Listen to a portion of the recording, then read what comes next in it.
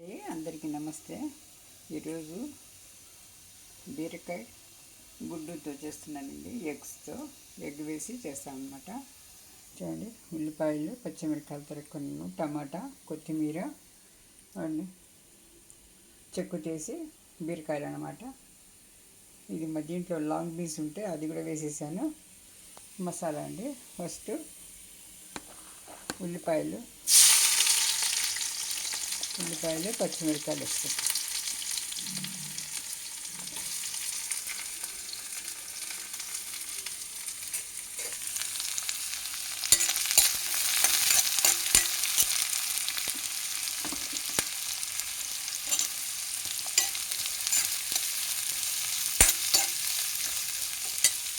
ఉప్పు వేసేస్తే తొందరగా వేగుతుందండి. హలో అండి, అందరికీ నమస్తే. బీరకాయ గుడ్డు వేసి చేస్తున్నానండి.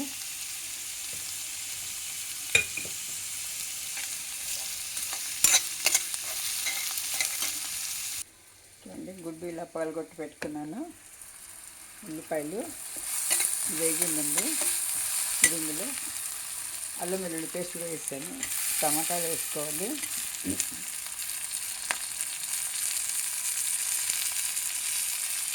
పసుపు, ధనియా పొడి, కారం.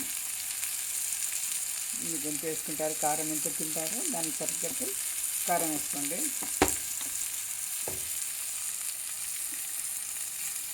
సగం కొత్తిమీర కూడా వేసి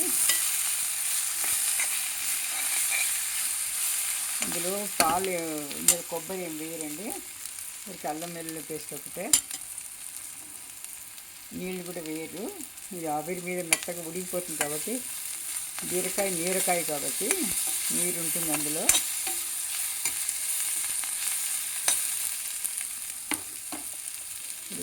తరిగిన ఈ బీరకాయల ముక్కల్ని వేసేసుకుంటున్నానండి.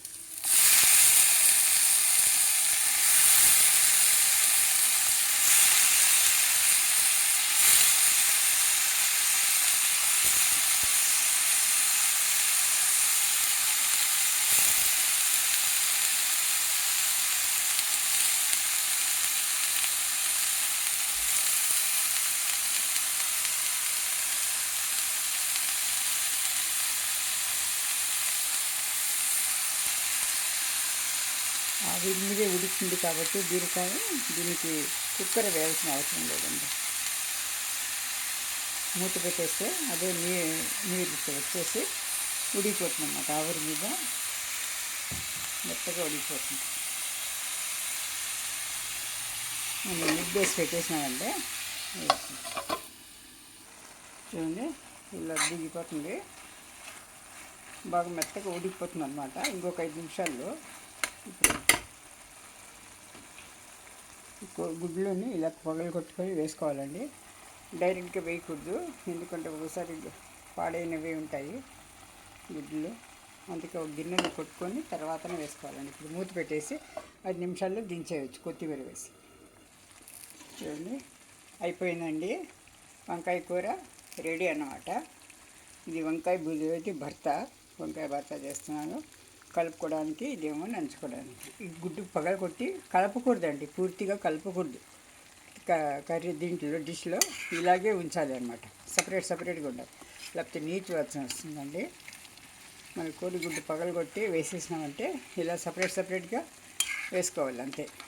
మొత్తానికి కలపకూడదు. అయిపోయిందండి, బీరకాయ కూర రెడీ.